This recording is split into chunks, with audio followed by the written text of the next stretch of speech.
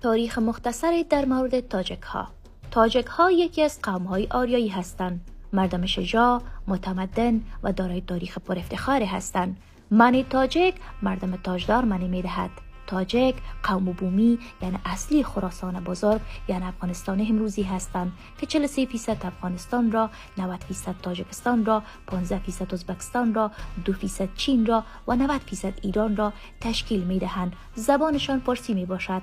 تاجک ها با فارس ها، کرد ها، لرها و دیگر اقوام آریایی همتبار هستند. تاجک ها مردمان شهرنشین هستند و پیشی اکثریتشان شاد بازرگانی و تجارت می باشد.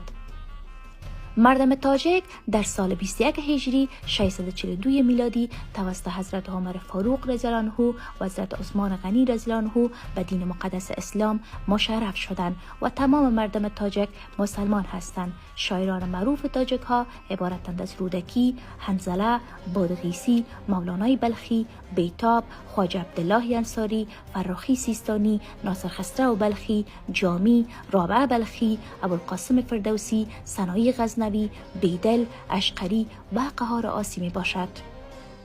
اولین کسانی که بنیاد جمهوری اسلامی را در افغانستان گذاشتند تاجک ها بودند، مانند شهید احمد شاه مسعود قهرمان ملی و شهید ربانی رئیس جمهور اسبق افغانستان بودند.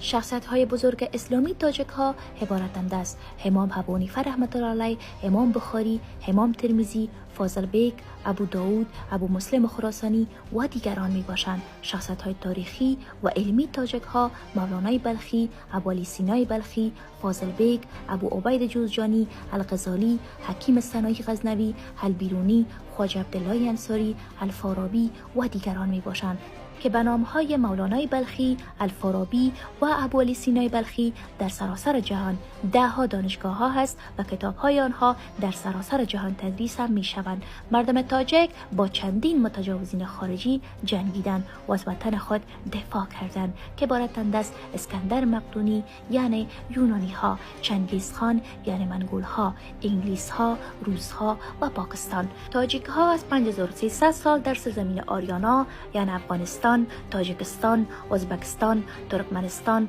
پاکستان و ایران امروزی حاکمیت و تاریخ و تمدن دارند. حاکمیت تاجکان بعد از اشغال افغانستان توسط بریتانیای کبیر ختم شد و بریتانوی ترس که از قدرت تاجکان داشتن دیگر نگذاشتند تاجکان حاکم باشند، چون تاجکان غلامی را قبول نمی کنند و کس سرخم نمی کنند. تاجکان همیشه به زور خود حکومت کردند، نه به زور بریتانیا، روس، پاکستان و یا آمریکا.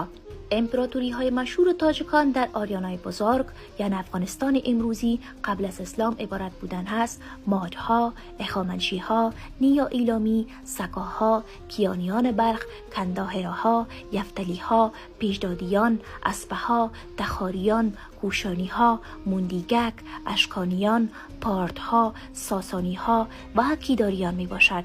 امپراتوری های مشهور تاجکان در خراسان بزرگ یعنی افغانستان بعد از آمدن دین مبین اسلام عبارتند از سامانیان، سفاریان، کرتیان، تاهیریان و غوریان می باشد. و این هم فهرست قهرمانان و بزرگان تاجکان و خراسان بزرگ یعنی افغانستان امروزی: اسماعیل سامانی، یعقوب لیث صفاری، خالد ابن برمک، طاهر بن حسین پوشنجی، ابو مسلم خراسانی، غازی فاضل بیگ، شهاب الدین غوری، ابو بکر کرتیان، میر بچه خان کودامنی، میر مجیدی خان کوهستانی، حبیب رحمان نجرابی، طاهر بدخشی، مجید کلکانی و قهرمان ملی شهید احمد شاه مسعود.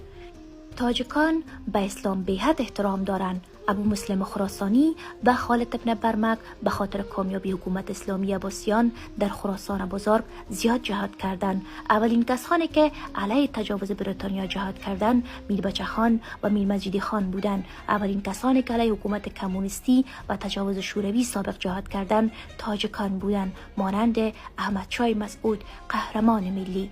در اخیر زاده تاجکم سر به آسمان دارم.